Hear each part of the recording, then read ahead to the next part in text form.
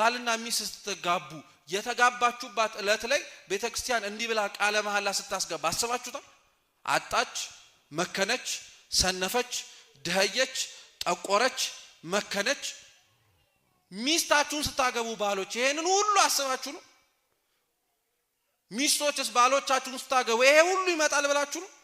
ማንም ሊያስበው እኮ ይችላል። ቤተክርስቲያን ግን አርቃ አስባ ነው። ለምን? ትዳር ማለት እንዲሁ ዝም ብሎ ቀላል ነገር ስላልሆነ መስቀል ነው። አጣች፣ መከነች፣ ሰነፈች፣ ደህየች፣ ጠቆረች የሚሉት ነገሮች በሙሉ ለውጥ ብቻ አይደለም፣ መስቀሎች ናቸው። የምትሸከሚያቸው መስቀሎች ናቸው። ብትጠቁር፣ ብትከሳ፣ ብትመክን፣ ምንም ብትሆን አልተዋትም ይላል። መስቀሌ ናት እያለ ነው። እየሰማችሁ ነው? ሕይወትን የምትሰጠኝ መስቀሌ እሷ ናት፣ አልተዋትም ይላል። እሷም አልተውም መስቀሌ እሱ ነው ትላለች። ልክ ይሄንን ቃለ መሐላ ሲፈጽሙ ጋብቻቸው ማህተም እንዲሆናቸው በምስጢረ ሜሮን ታከብራቸዋለች። ካባ ትደርብላቸዋለች። ንጉስና ንግስት ናቸው። ተሿሹመዋል። ከዚህ በኋላ የኔ የሚለው ነገር የለም፣ እሷም የሷ የምትለው ነገር የለም። በሱ ሰውነት ላይ ሙሉ ስልጣን አላት፣ በሷ ሰውነት ላይ ሙሉ ስልጣን አለው።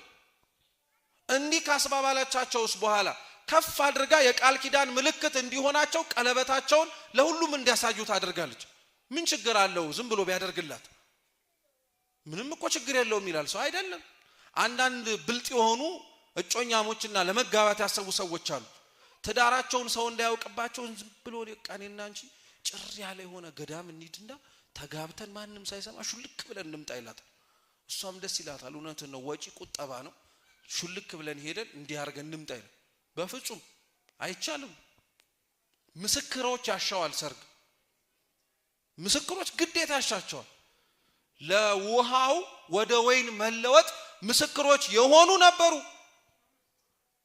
አዎ ውሃውን ወይን ከሆነ በኋላ የቀመሱት ነበሩ።